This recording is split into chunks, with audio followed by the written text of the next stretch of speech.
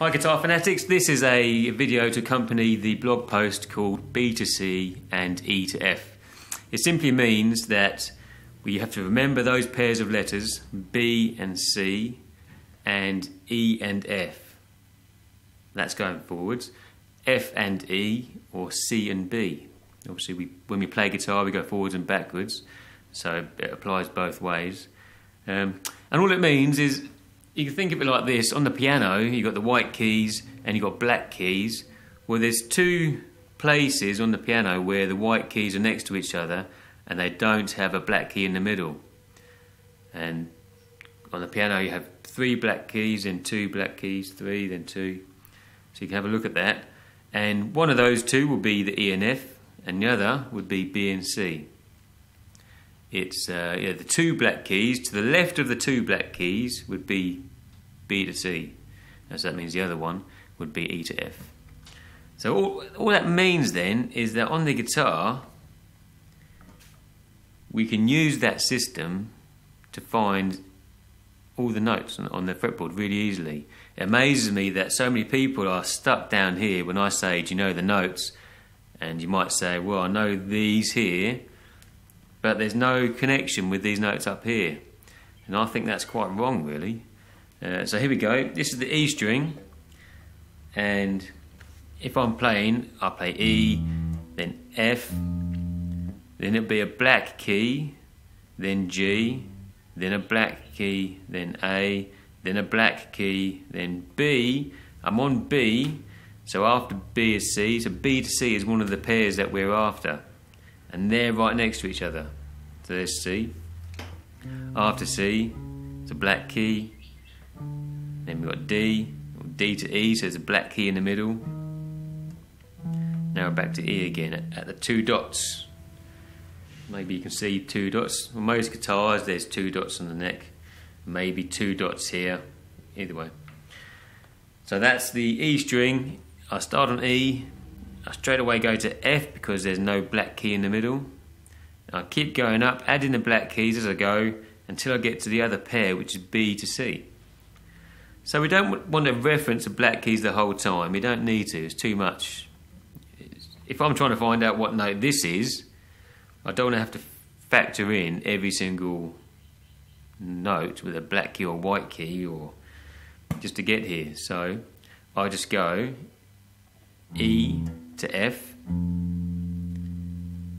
Then if it's not E to F, if it's not B to C, well then there's going to be a gap, because that gap is where the black key would go. So E to F, or F to G, so that's not B to C, it's not E to F, so there's my G. I'm on G, so I'll be going G to A.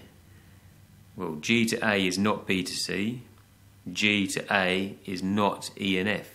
So there's a gap. A to B, well, A to B is not B and C, A to B is not E and F. There's a gap.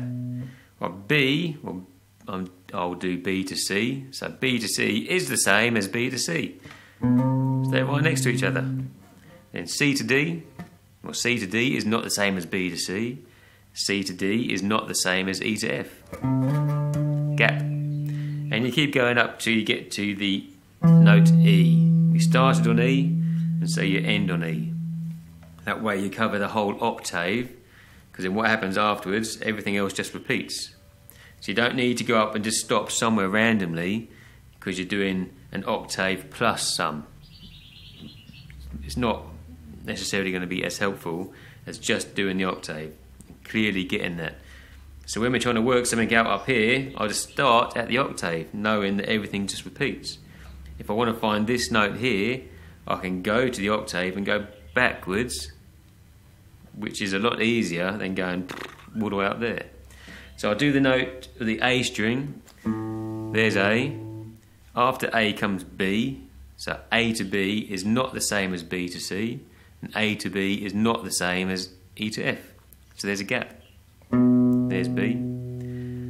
B to C, well, B to C is the same as B to C, so right next to each other. And you keep doing that process. So C to D, gap. D to E, gap. E to F, no gap. F to G, G to A. And when you're doing this exercise, pick a finger and stick with it. Don't change fingers as you go, because you'll get confused. You'll lose your spot where you were, and you don't really get a true sense of that movement, that distance you're moving when you're getting from one note to the next. So keep to one finger only. And when you're good at going that way, well, then you go backwards. And guarantee you'll struggle, but got to get used to it.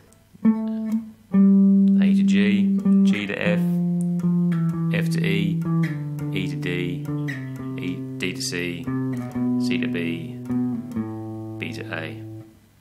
So the idea is you can point to anywhere and work out what the note is quickly.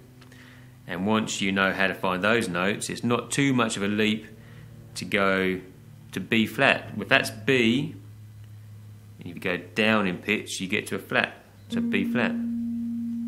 If I was on A and I went up, it would be A sharp. So when we're not talking about any key, we don't know what key we're in, it doesn't really matter if you call it A sharp or B flat. It only becomes relevant when you are in a key, and we've got to make it clear that we're using a certain key and not confusing it with other things, because then it gets really messy. So there you go, that's B to C and E to F. It's a really good concept for getting you to work out all the notes on the fretboard, and quite quickly too. So over and out.